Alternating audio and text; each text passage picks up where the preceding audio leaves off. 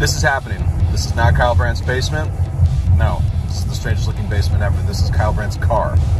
Let me explain right now what I'm doing. The family and I are driving home to outside of New York City from Buffalo. Yes, we drove there and we're driving back. That's why this shot is so crappy, because we're bouncing up and down on the car.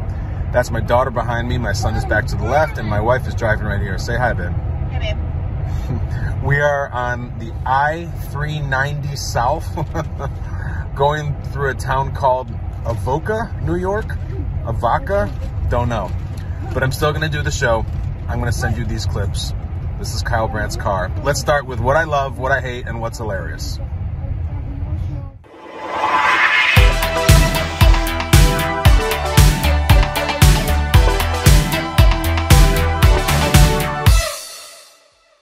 All right, I love the Final Four.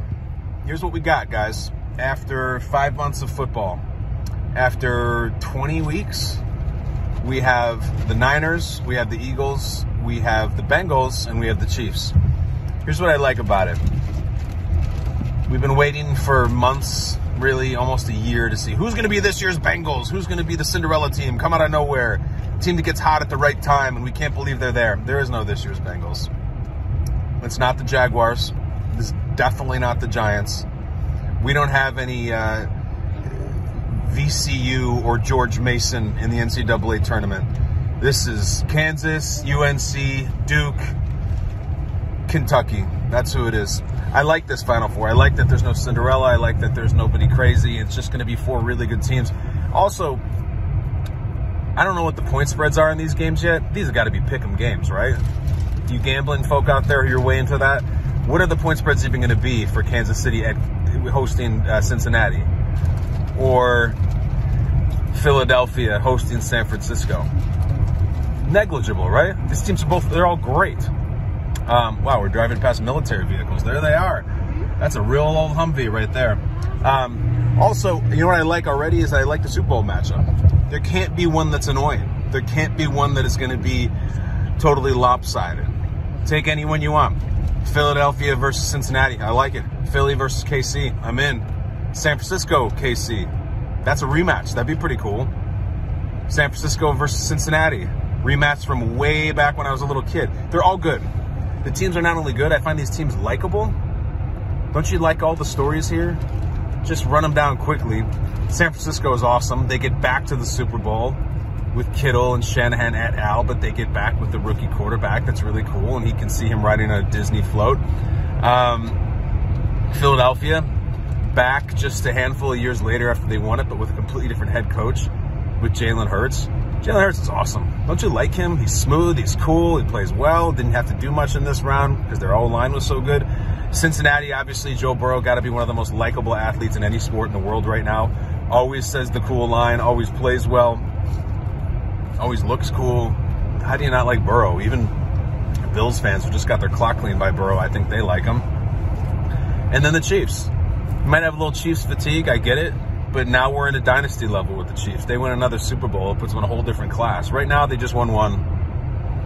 You know, the 70s Steelers did not win one. The 80s Niners didn't win one. The Cowboys in the 90s, the Patriots of the 2000s to 2010s. Those are the dynasties. Right now, the Chiefs are just a really good team who has one Super Bowl ring like a lot of other teams. So I love all the matchups. Maybe it's fun to root for a scrappy team to shock the world. It's also fun to just have four alphas sitting there ready to tear each other apart and with an impossibility of a bad Super Bowl matchup. I like that. Let's move on, though, to what I hate. Let's talk about where I'm driving from right now. Hold on. What I hate. Here we go.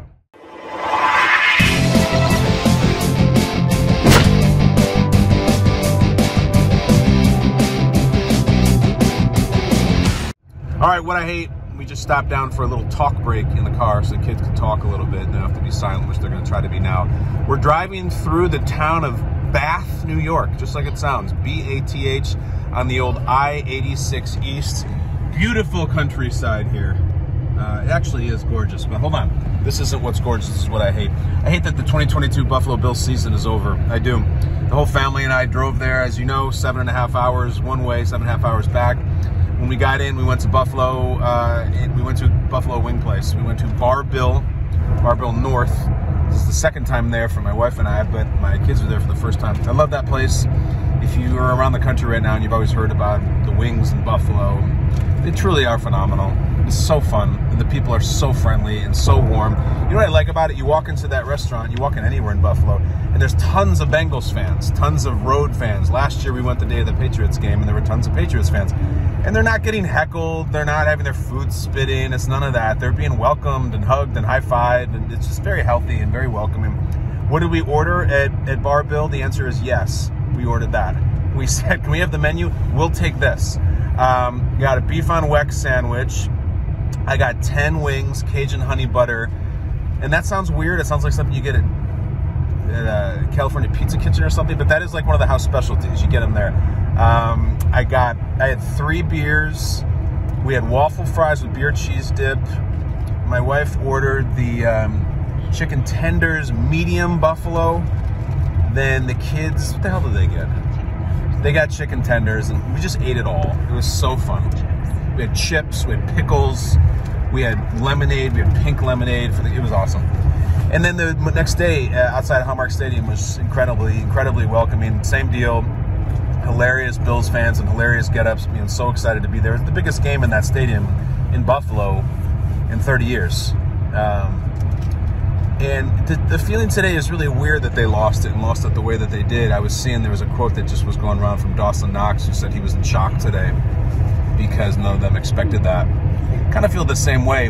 What's weird is that it's so different from the last few years when the Bills have lost, despite having this really talented team and this incredible rock star quarterback, where today there's no conversation about overtime. There's no 13 seconds. The defense didn't blow it. There wasn't a crazy officiating debacle. There was no cataclysmic injury that knocked one of the key players out of the game. They just got thumped with 3 hours. That was just it. The Bengals were better, looser, more locked in, not even close. You know, Jamar Chase plays in his first game ever in the snow of his life and scores a touchdown on the first drive of the game. I was sharing this morning that when it happened, I happened to be standing next to a Bills legend, of which there were many at the game. And when Jamar Chase goes in to end the first drive of the game for the Bengals, I just kind of looked at him. He looked back to me and he goes, "We in trouble." And they were in trouble. And, you know, I saw a lot of the quotes going around that from, especially I think Matt Milano said it, that there was just no energy on the sideline and there was no juice. And it's so strange. And there's this storyline that's already being written about, well, they finally had that letdown. They've been through so much off the field, and DeMar this, and the weather that, and I get all that. I would be very surprised if more of the key players started to say that. I think that's not something that they'll use as the explanation. I think they'll just say they were better than us that day and tip the hat. But it has been a hell of a long season. And everyone started to look forward to the storybook ending where they raised the Lombardi and they did it. And I've talked many times about how Josh already has his speech written, and he has for years, for one day if they win the Super Bowl. He already has his whiskey ready that he's going to drink for if one day they win the Super Bowl. Well, that stuff's going to have to wait at least another year. Really like this team, really like the players on it, love what they showed, love what they did, and they lost to a better team by far on that day. That's football. That's tough. Let's lighten it up a little. Let's get to what's hilarious. My kids are doing a great job of being quiet. Good job, guys. Along with the restaurants that you love, you can now get groceries and other essential items delivered with DoorDash. You get drinks, you get snacks, other household items in under an hour. For a limited time, our listeners can get 50% off up to a $20 value and $0 delivery fees when you download the DoorDash app and enter the code BASEMENT. That is code BASEMENT for 50% off up to $20 value, $0 delivery fees with DoorDash. Subject to change. Terms apply.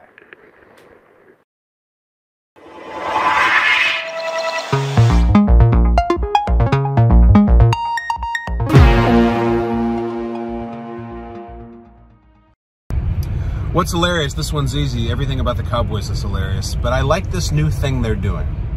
Don't ever accuse the Cowboys of not evolving and not changing, because they've got a new thing now, a new gimmick, I guess it's that, where they end every season with a hilarious play. 2 years in a row now.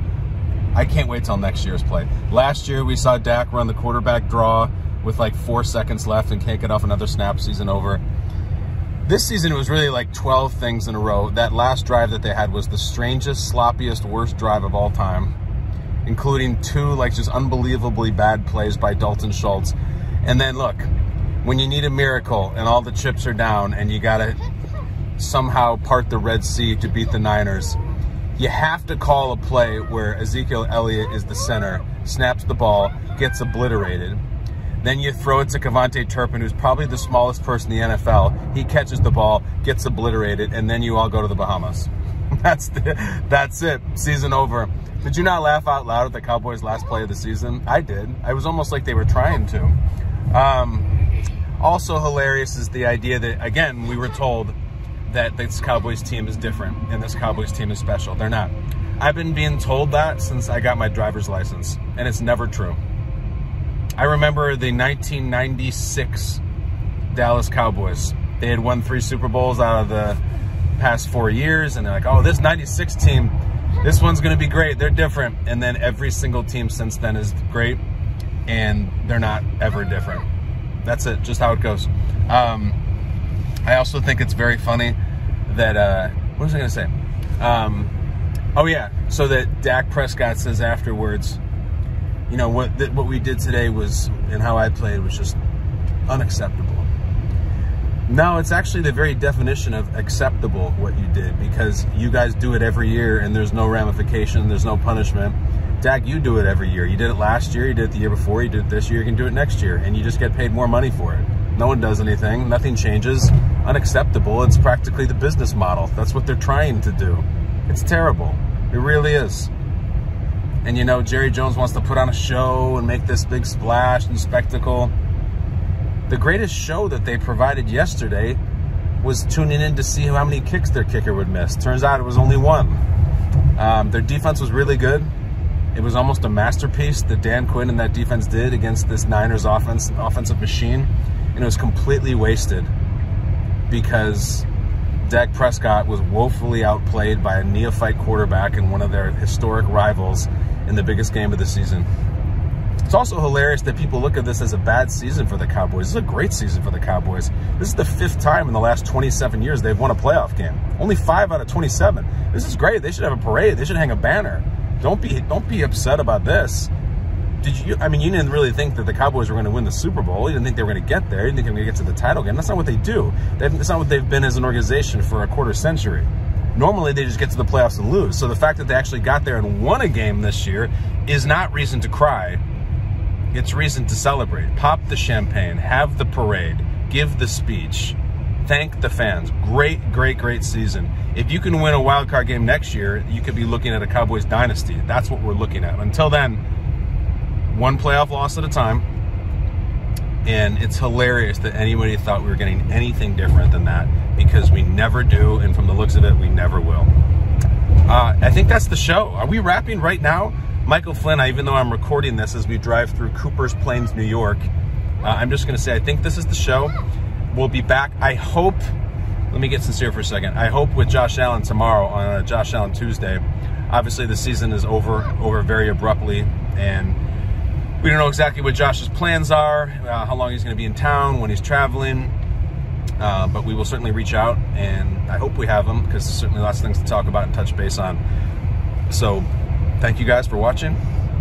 I am now going to, the actual town is called Painted Post, New York. Painted Post. See you tomorrow in the basement. Love you. Thank you. I'm going to take you out with a shot of beautiful Painted Post, New York. Look at that. It's a gorgeous, gorgeous stretch of American landscape. Thank you with the windshield wipers. There we go. Get it nice and clean on the 86 East. We'll see you guys tomorrow out from Kyle Brandt's car. See you. Thanks, guys.